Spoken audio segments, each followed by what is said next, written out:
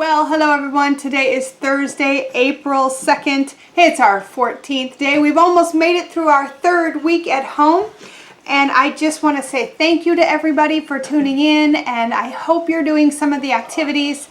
I hope you're able to communicate with your teachers. And I really hope that you're all safe and sound. So let's get started on our work today. All right, everyone. We're going to begin by today practicing our capital M's and lowercase m's. Let's do the lowercase m's first today. I'm going to start at the halfway point, give myself my smiley face, go straight down, around like you're going to dive and straight back down, around like you're going to dive and straight back down. So you have a lowercase m, which is two ends squished together. Down, around like you're going to dive straight down, around like you're going to dive straight down. Here we go again. Down, around like you're going to dive straight down, around like you're going to dive straight down. Remember, I never lift my pen or pencil on this one. I try to not make them too small. I try to not make them float in the air. I try to not make them too big because then they start looking like capitals. Ugh, these are not my best. I'm going to go straight down, around like I'm going to dive straight down, around like I'm going to dive straight down. I'll try one more. Maybe I can squeeze it in there. Down, like you're going to dive straight down, like you're going to dive straight down. So I've got some really good M's there. Let's see if I can do some capital M's now. And this time you have to raise your pen or your pencil or your crayon. I'm going to go straight down and raise my hand. When I come down again, it's going to be diagonal, diagonal, straight. Let me show that to you again. Straight down and lift your pen. When you come at it again, it's diagonal, diagonal, straight. Try to keep it from floating in the air like this. You don't want that. You want to make sure that you go all the way up and down from top of the line to the bottom of the line. Diagonal, diagonal, straight down. I'll start with the green this time. Straight down. Diagonal, diagonal, straight down. So let's see if you can get some really good M practice in. We don't want M's looking like that. We don't want M's squished together. We don't want them floating in the air. Do at least a couple lines of each one. I'm going to do some M, lowercase m. Ooh, and then I'll stick in a capital M, and then a lowercase m, and then a capital M, and then a lowercase m. You guys can change it up like this if you want. And there we go. So at least a couple of each. And then when you're done with that, I have to put my caps back on my pens. We're going to move right on to the activity we usually do on Thursday, which is filling in a letter. Getting out some stuff that you have at home.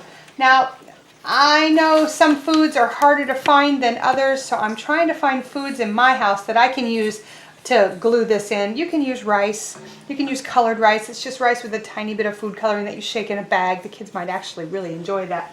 But today in my house, I have a big box of graham crackers that nobody in my house likes to eat.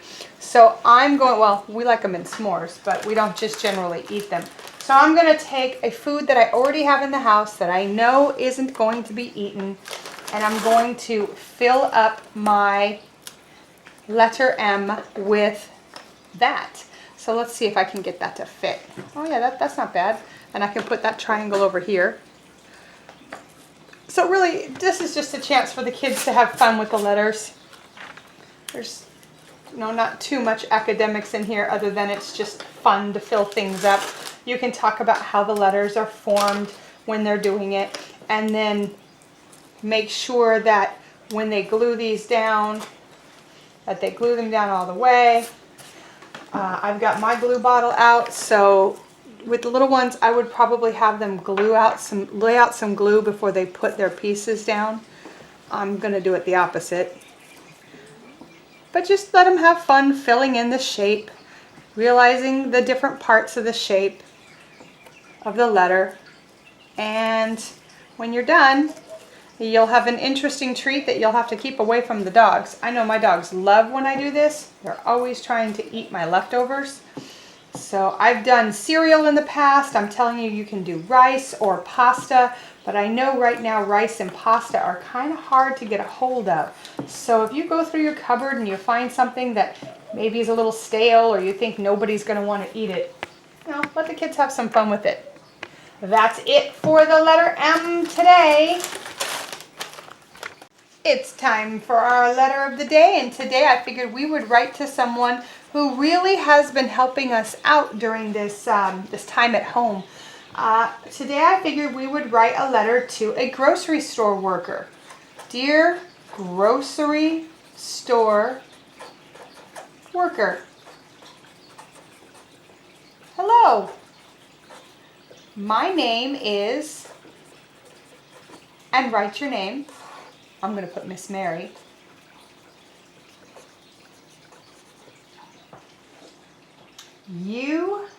Thank you for your hard work. We should always thank people that are working hard for us. Thank you for your hard work. Now, since they work at a grocery store and they have lots of food around them, you should tell them what your favorite food is. Let's see, I'm going to say you have broccoli.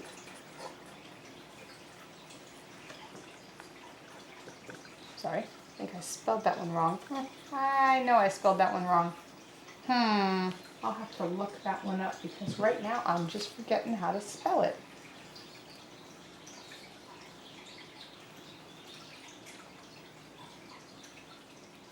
Okay, so that was one L. I had it right the first time. You have broccoli, and I love to eat it.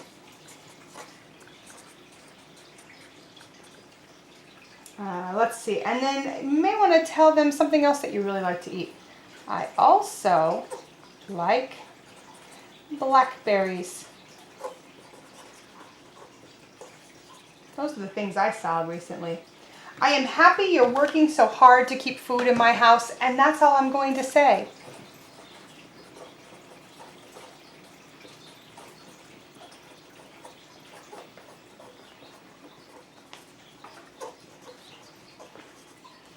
To keep food in my house. All right, now remember we always end it with, this is where my preppy K'ers are writing L-O-V-E, comma, and your name. And since I mentioned broccoli and blackberries, I probably should draw broccoli and blackberries. So here's my broccoli. It's just 3 lines that are curved, and on top of those 3 lines I'm gonna put a whole bunch of curly cues. Not only do I like to eat broccoli, but it's pretty darn easy to draw. Just lots and lots and lots of circles. Make it so that it kind of looks like a tree. That's why your parents call it trees. And let's see, I'll put some more lines down here in a different green, and I'll color over that green with my broccoli green. Yummy yum. And I mentioned blackberries. And blackberries, even though we call them black, they're actually super duper dark purple. So I'm going to put a couple blackberries here. What I like about blackberries when you're drawing them is that it's just a whole bunch of circles. We'll put a little stem on the top of each one. And I need some dark purple. I don't know if that'll do it. No, that's more of a brown. Let's see. Here's a purple. I'll use this purple. I don't think my dogs like blackberries. They're barking at them. Okay, try not to scribble, Scrabble. I know I'm drawing super fast, but try not to scribble, Scrabble. And I'm going to go over this and make it even darker because blackberries are so dark. So, got my, there's a little scribble scrabble there. That happens. You can't make all scribble scrabbles go away. That's why we practice coloring. So I gave them pictures of my favorite foods. I hope you write to a grocery store worker.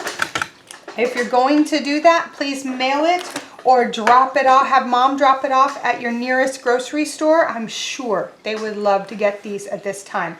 They've been working super hard, and I think that would be a nice gesture. So there's our letter. All right, today's story is Of course, in honor of my son who loves trains, the caboose who got loose. Now, the caboose is the last car on a train. This story was written and illustrated by Bill Peet. Wow, I don't know if you guys can see it, but that is one super long train. When Katie Caboose rambled down the tracks, the engines were steamers with puffing smokestacks. She was a caboose who disliked being last, with an endless black cloud of smoke rolling past. It's not only too smoky, the caboose would complain, there's the jerks and the jolts of this noisy freight train. The engine up front always wore a big smile, you could see it, as he lumbered along for mile after mile. He was proud of his being so powerful and strong that he could haul a freight train 100 cars long. So on he went chugging with no worry or care, leaving Katie Caboose in dark clouds of despair. Katie had little hope she would ever get loose or would ever be anything but a caboose. Oh, I can wish, sighed poor Katie. What else can I do? If you wish hard enough, then your wish might come true. Often Katie would wish that someday she could be something quiet and simple like a lovely elm tree, or a ramshackle barn all alone on a hill, where the noisiest thing was a squeaky windmill. Oh, ramshackle. That's a really big word. That's this word right here. And if you look at the picture of the barn, you can see this barn's kind of falling apart and its roof is sagging. If something's falling apart and it's not looking brand new, that's ramshackle. It might become lonely, she thought, way out there, but at least there's a view with lots of fresh air.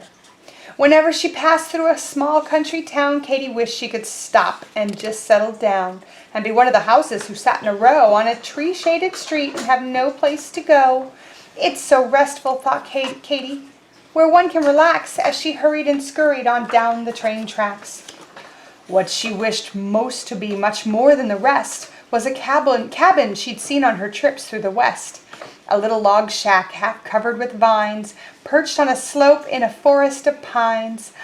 How perfect, thought Katie as she hurried on by it, to live in the trees where it's peaceful and quiet.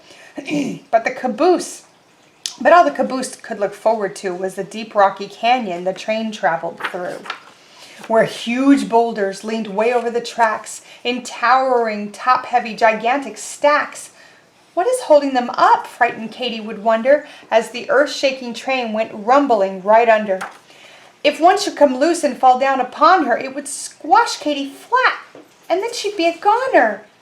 But if she didn't get squashed, there was more to be dreaded, up the winding steep grades where the engine was headed. High up in the mountains were terrible ledges where the track ran only feet from the edges. The view was breathtaking, but after one look, it was so upsetting she shivered and shook. If she slipped off the track, then down she would go to be smashed into bits on the rocks far below. Then poor Katie received even more of a fright from a smoke-blackened tunnel as dark as the night, as she crept through the tunnel with a horrible thought that far back in the darkness she'd suddenly be caught by caboose-eating monsters who lurked all about. They would gobble her up before she got out. Her trips always ended near a city somewhere, way out in a freight yard with smoke clouding the air, where a turmoil of trains made a great noisy rumble on crisscrossing tracks, an impossible jumble. The train came to a stop and the cars were unhitched. Then off to a side track the caboose was soon switched, where Katie would sit and take in the fine scenery with such lovely sights as a load of machinery. Cool coal cars and flat cars lumbered stacked on their backs, squealing loads of pigs with snouts poking through the cracks. They always left Katie in the midst of it all, while the engine received a complete overhaul. The huge engine had run down from the strain from the 10,000 miles he had hauled the long train. Back in the roundhouse, the men swarmed all about to check over and under him, inside and out, replacing old pistons and bolts that were missing, patching leaks in the boiler that made a loud hissing, cleaning rust from his pipes that ran everywhere, checking steam valves and pumps in great need of repair. As Katie sat there through one long dreary night, staring up through the smoke at a red signal light, a small house appeared in the sky like a ghost, a shack of the switchman perched high on a post. I'd like to be you, said the shack very sadly. If I could trade places, I would very gladly. A caboose is what I always wanted to be, for you have the best life, from what I can see. Before Katy could think of some way to reply, all at once a long freight train came thundering by. The next thing she knew, she was jerked and then jolted, then hitched to the train with her coupler bolted. As the train left the freight yard, poor Katy looked back to catch a last glimpse of the sad little shack. From now on, Katy promised, I shall never complain. I'll be a happy caboose at the end of a train and put up with the jolts, the train noise, and the rest, all the smoke that rolls by, or at least try my best.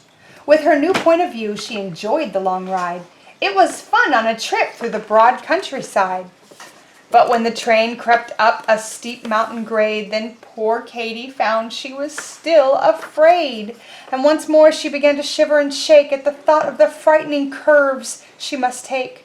Her unsteady wheels could cause her to slip, which would suddenly put a quick end to the trip. It was a hot afternoon, so the going was rough, and the engine up front was in a puffing big huff. He groaned, "What a day to chug up such a grade on bare mountains without one bit of shade." When he came steaming over the very last hump, he lunged with a fury that made the cars jump, all the way back to Katy, who got such a jolt that it snapped off her rusty old coupling belt. She was free of the train. At last she was loose, and away down the track went Katy Caboose. On down the grade she flew faster and faster, straight for a curve and certain disaster. When Katy hit the curve, she took off like a kite, high over the treetops on her first and last flight. That would have ended poor Katy Caboose if it hadn't been for two towering spruce. The caboose became caught in a very tight squeeze between the tall trunks of two evergreen trees. At first she could hardly believe her good luck. What a wonderful place it was to be stuck! She thought she was dreaming. It couldn't be true. Here she was in the trees with a beautiful view. It's so perfect, sighed Katy. Yet I'm not really free. I know sooner or later they'll come for me. And then, sure enough, up the mountains that night came a train with a crane and a powerful light. "She could have gone leaping off here," came a shout. Like a great glaring eye, the light searched all about. It flashed past the trees, down the steep rocky bluff. It searched high and low, but not quite high enough. Or it would have been spotted. Or it would have soon spotted the missing caboose, but all they could find was a startled bull moose. "Let's call it quits," growled the boss of the crew. "For all I care, that caboose is in Kalamazoo." Katy stayed in the treetops. No one ever found her, except for the squirrels and birds all around her. At last she was free, just as free as the breeze. And how Katy did love it up there in the trees. Oh, indeed, Katy did. So today it's time for us to practice counting. Now I've borrowed Paula here, and she's going to listen to me count to 8. 1, 2, 3, 4, 5, 6, 7, 8. Oh, Paula's looking over there. She must be interested in something else. I know. I'll borrow somebody else. Oh, you guys haven't seen him too much. He's my camera shy dog. This is Poppy. Poppy does like to give lots and lots of kisses. All right, Poppy, while you're kissing me, can I count to 8? Yeah? Okay, let's try it, Poppy. 1, 2, 3, 4, 5, 6, 7, 8. Excellent job, Poppy. I'm going to put Poppy down and see if I can't grab someone else. Oh, no. I might have to. Well, I think I'll just count to you guys. I was going to grab my son, but I don't think so. So I'll count to you guys. You guys ready? 1, 2, 3, 4, 5, 6, 7, 8. Ooh, here's one. Let's see if I can count in a different language. 1, 2, 3, 4, 5, 6, 7, 8. That's Spanish. Let's see if I can do Vietnamese. You guys ready? 1, 2, 3, 4, 5, 6, 7, 8. That's Vietnamese. I think I can do Korean, but that's probably all I can do. Let me see. 하나, 둘, 셋, 넷, 다섯, 여섯, 일곱, 여덟. That's Korean. I probably made some mistakes with the Vietnamese and Korean. But if someone in your family knows how to count in another language, see if they can teach you some of the words for counting 1 through 8 in that new language. Well, since we're working on the letter M, I decided that, and I had seen this on kids.sandiegozoo.org, kids.sandiegozoo.org. This is one of their activities, and it's a swinging monkey. Since the monkey begins with the letter M, I figured we would have some fun with this art project. Now you can download the pictures of the monkeys. They're similar to this. I just looked at the picture and eyeballed it. Once you get one, you tape it up. You tape it up backwards to a sliding glass door or a window, and then you put another sheet on top of it, and you should be able to copy through, because they want the images to be opposite images. So you can either download them or you can draw them, but they're really simple sketches. They didn't take too long. And in order to do this project, you will need 2 sheets of green construction paper, because the monkeys are swinging through the vines. You'll need some cardboard. I grabbed just a box that I had from breakfast. Some glue and a stapler and a brown crayon. So the first thing we're going to do is we are going to color in our monkeys. Ladies and gentlemen, this is the preschool part, and I definitely am going to say no scribble scrabble. Even though I'm coloring quickly, I'm trying to stay in the lines. Okay. Oh, I should have colored some of these first. Oh well, I'll just make the best I can do. So color in your monkey as best you can. Alrighty. I'm going to color his ears, but I'm going to leave his face white. You're going to want to color both of them, and you're going to want to cut them out. So while I'm coloring this one, my son's going to find me some scissors so I can cut these out. Alright, so let's see. I got my second monkey. Thank you, son.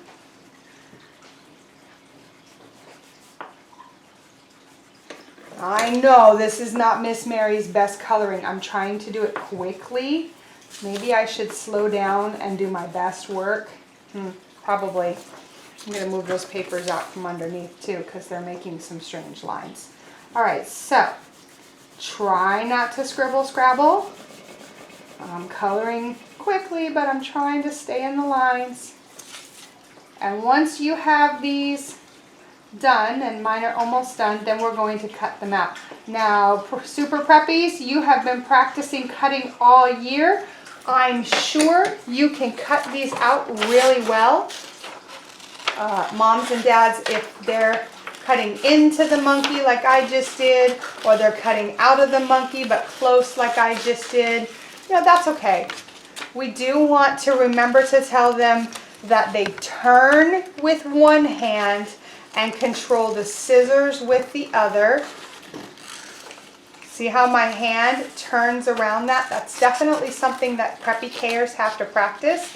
And also, just a word of advice, we tell them when they're first learning how to cut, baby bites, baby bites, baby bites, baby bites, baby bites, baby bites, baby bites, because that helps them because what they tend to do is do the whole thing, and when they want to turn, they end up turning into, like that, they end up turning into the leg of the monkey. So we tell them small baby bites to help control their cutting. And I would be happy with this out of a super preppy. I'm going to cut that one a little bit. Cut out both of them.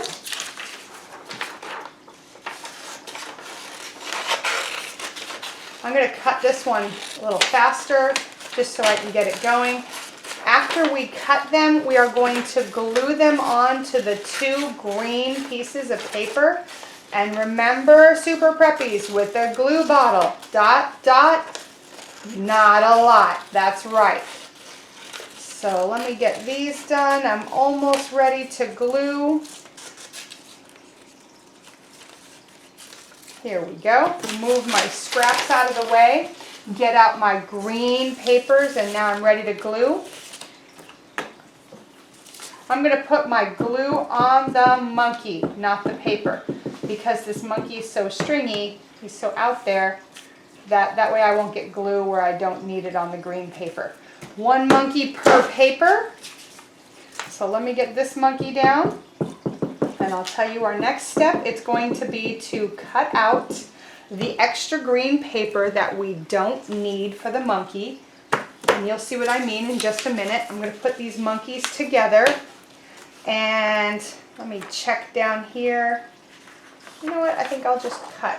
I'll just take one and cut what I don't need off the bottom and what I don't need off the side.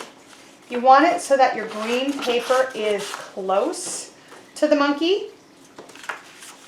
You don't have a lot of extra.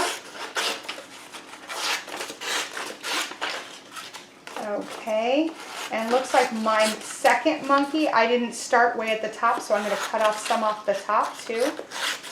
And they should be about the same size. Let me move my scraps over. Now the next thing you're going to do is you're going to want to glue your monkey, your green paper and your monkey onto the cardboard. So I'll put some glue there. Put my monkey down on that one. Put some glue here, spread it around, put my monkey on here, oh, and it looks like this one's a little big, so I'm going to cut off the extra cardboard that I don't need. There we go. Alright, so now you should have two monkeys that are on cardboard, and you might want to let them dry a little bit, but you should be able to do this. Oh, and I did forget to tell you, the other thing we need is a straw. So I have my straw right here, and what we're basically going to do is we're going to put the straw, we're going to put maybe a third of the straw here and then maybe 2/3 of it out for a handle. And to get that to stay, I'm not going to use glue. I'm going to put one staple. You want this in the middle of your construction paper. Okay. Wouldn't you know it, my stapler is giving me grief. Well, we'll try it one more time. It's going to work this time, I'm sure. So I got my straw where it needs to be. This is definitely something the parents are going to want to do. Okay, looks like I got it. Let me put an extra one in there just to make sure it stays. Alright, so now I'm going to take my other one and I'm going to put it on the back side of the monkey. And this time I'm going to put staples all the way around the outside. This may take a while with the stapler I have, so.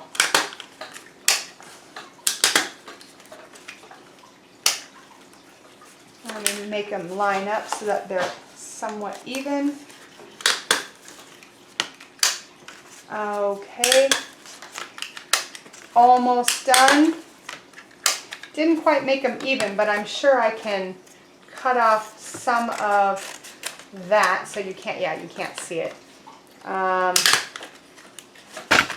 Almost there. You may want to put in some more staples. I just want to do this quickly.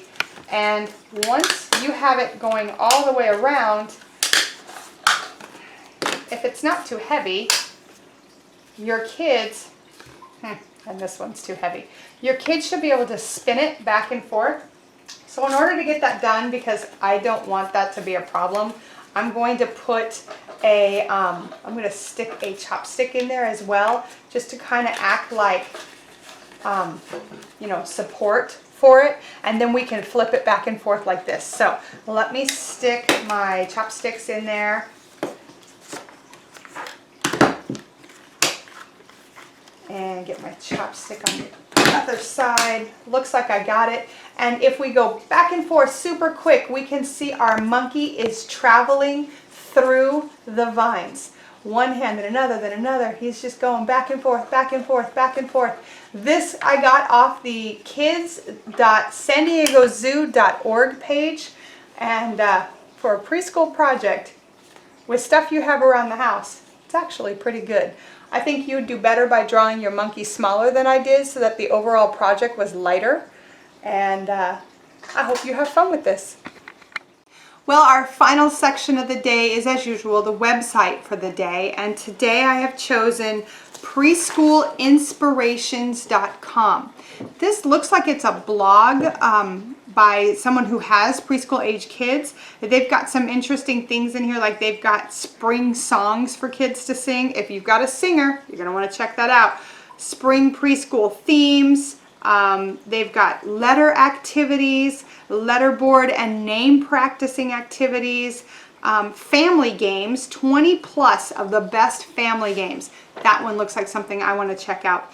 So preschoolinspirations.com. That's inspirations with an S on the end. And I hope you're enjoying this. See you tomorrow.